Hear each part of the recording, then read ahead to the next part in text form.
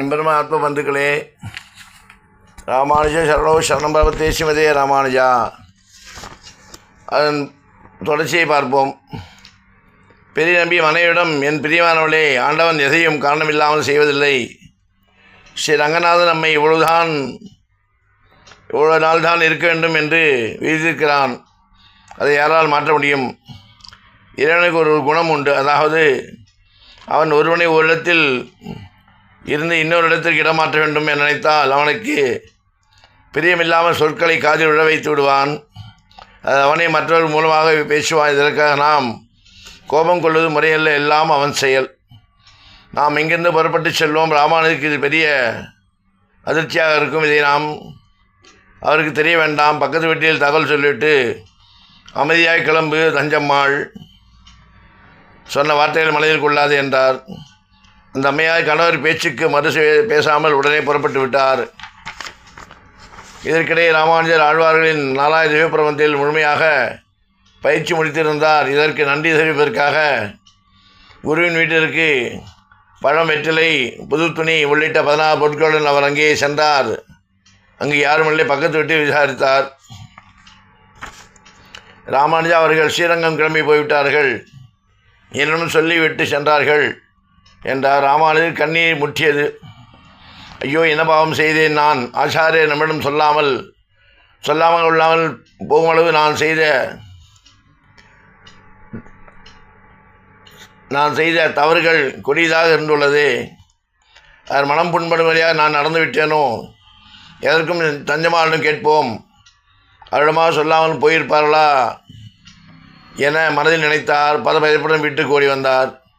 தஞ்சா அவசரமாக அழைத்து அவரிடம், என்ன எதற்காக வாசலில் இருந்தே கற்றுக்கொண்டு வருகிறீர்கள் என்றாள் அந்த புண்ணியவதி. தஞ்சா ஆச்சாரியரும் அவர் மனைவியும் ஸ்ரீரங்கம் கிளம்பி போய்விட்டார்களாம்.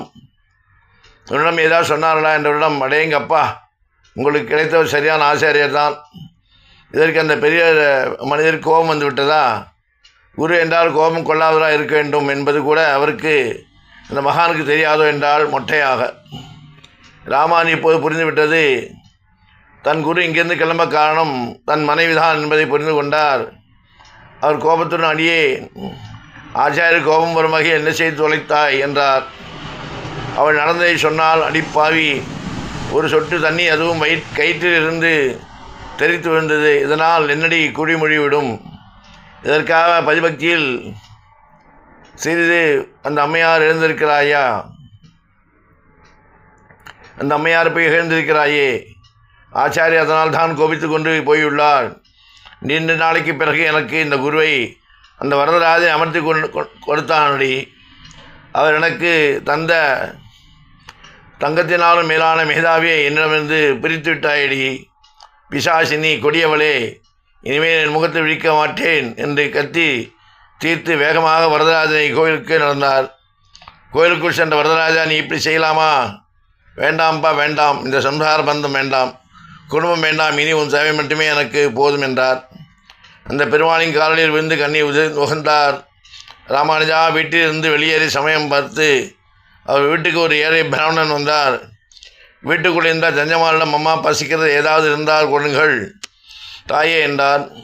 அவள் ஏற்கனவே கணவர் திட்டிருந்த கோபத்தில் இருந்தால், யாரோ ஒருவருக்காக தன்னை பேசிய பிசாசை என திட்டிவிட்டாரே, தன்னை விட அவர்கள் தானே உசத்தியாக போய்விட்டார்கள் என அந்த மனிதருக்கு என்ற ஆத்திரத்தில் இருந்தவள் உள்ளிருந்தவளே, ஓய், வேறெங்காவது போய் பிச்சை கேளும் என்றாள். இங்கே நீர் வருவீர் என தெரிந்து வடித்து வைத்திருக்கேன், நேரங்காலம் தெரியாமல் இங்கிருந்து உயிரை வாங்குகிறேன் என்றாள். வருத்தத்துடன் அங்கிருந்து அந்த வரதார் பெருமாள் கோயில் நோக்கி நடந்தார். ராமானுஜர் அங்கிருந்து புறப்பட்டு வெளியே வந்தார். எதிரில் பிராமணர் வந்தார். சுவாமி, தாங்கள் வருத்தத்துடன் வருகிறீர்கள், வசியால் மிகவும் கலைத்துள்ளீர்கள் போல் தோன்றுகிறது. வீட்டில் ஏதாவது கேட்டு வாங்கியிருக்கலாம் என்றார். நான் உம்மை வீட்டுக்கு தான் போனேன், அம்மையார் ஒன்றுமில்லை என சொல்லி திட்டி அனுப்பிவிட்டாள் என்றார். ராமானி வருத்தம் இன்னும் அதிகமாயிற்று. சுவாமி, வருந்தாதீர்கள், நான் உங்களிடம் ஒரு கடிதம் வருகிறேன். அத்துடன் பணம், புது துணியும் வருகிறேன். அவற்றை என் மனைவிடம் கொடுங்கள். நான் சொல்வதைப் போல் அவளிடம் சொல்லுங்கள். அதை கேட்டு அவள் உங்களுக்கு ராஜ உபசாரம் செய்வாள் என்றார். பிராமணருக்கு ஏதும் புரியவில்லை. கடிதத்தையும் பொருட்களையும் வாங்கி கொண்டு சென்றார். தொடர்ச்சி நாளை பார்ப்போம். ஸ்ரீமதே ராமானுஜாய நமக.